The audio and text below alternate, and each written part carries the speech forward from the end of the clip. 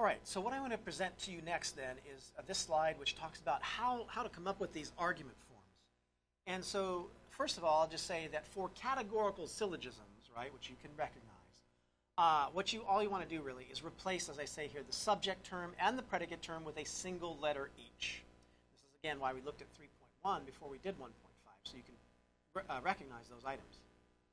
Now, for other kinds of arguments other than categorical syllogisms, you want to leave these words like if, then, either, or, neither, nor, and, only, and any indicator words, thus, therefore, and so on. Leave those alone, right? Leave those, so to speak, baked in to the argument form.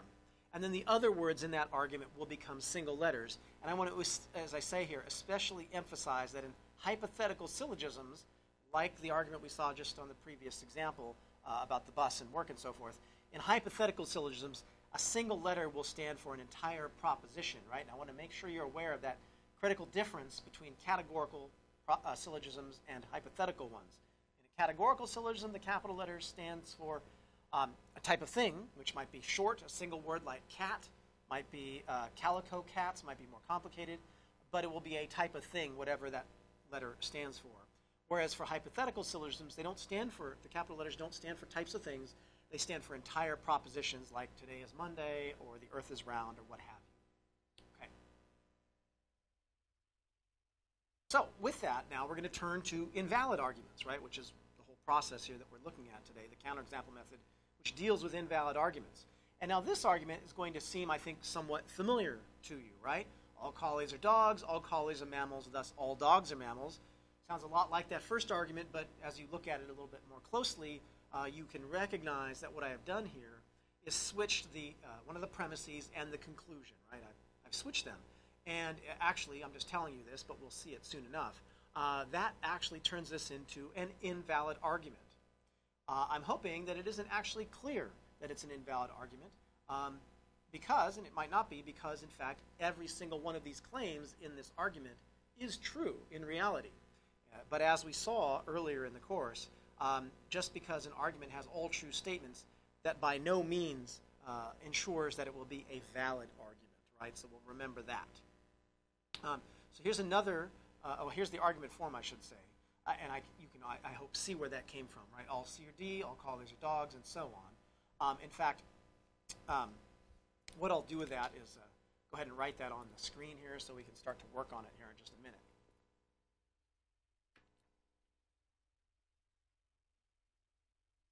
All C or D. Bump that down a little bit. Not quite got the dimensions of this screen set yet in my mind. So we have the next one.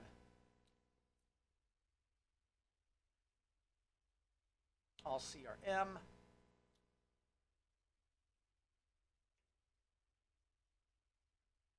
And thus all D are M, right? Just to get that argument form on the screen. All right, now we can look at another example here. If tort will be rendered impotent, then corporate power will be unchecked. Corporate power will be unchecked, so it is clear that tort will be rendered impotent. And I've used sort of purposefully obscure terminology here because I'm hoping that when you look at this, it won't appear obvious that it's invalid because that will make the counterexample seem all that much more powerful, okay? It is invalid, I'm assuring you it's invalid, but as written here, it's probably not obvious that it's invalid.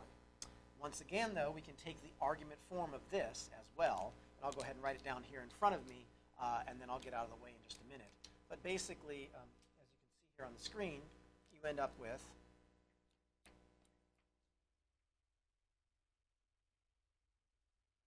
if T, then C, right? So if tort will be rendered impotent, then corporate power will be unchecked. Our second premise is C, for corporate power will be unchecked, and then our conclusion will be T.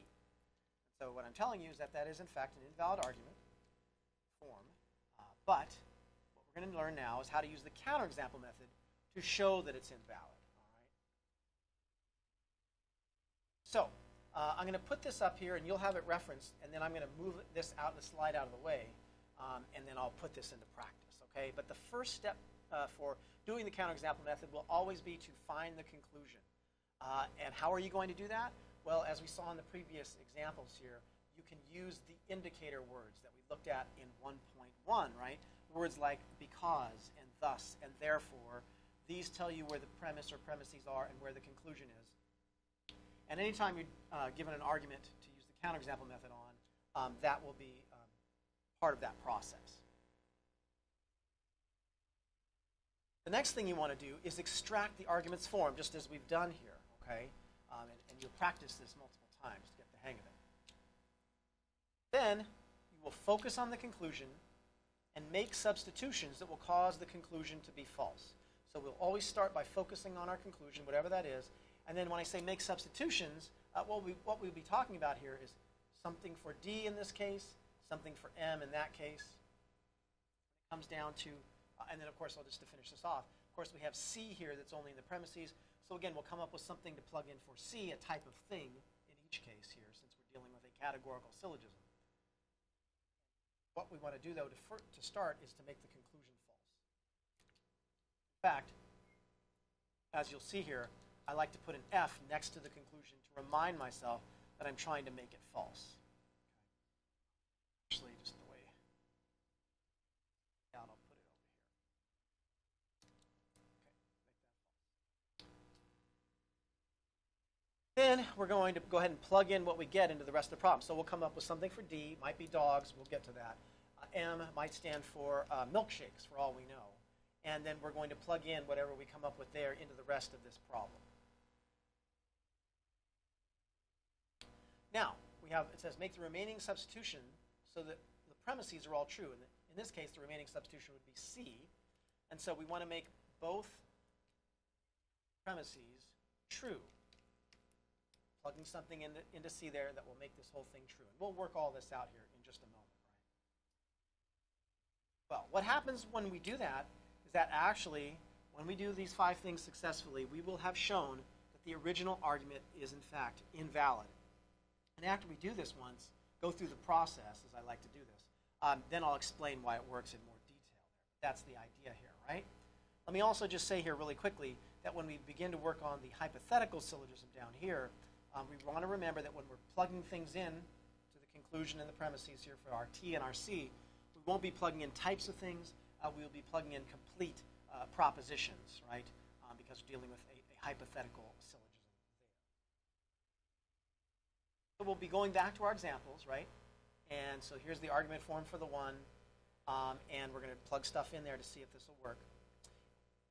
And I'm going to go ahead here and pause so that I can go ahead and move this slide out of the way, and we'll pick this up in our next video.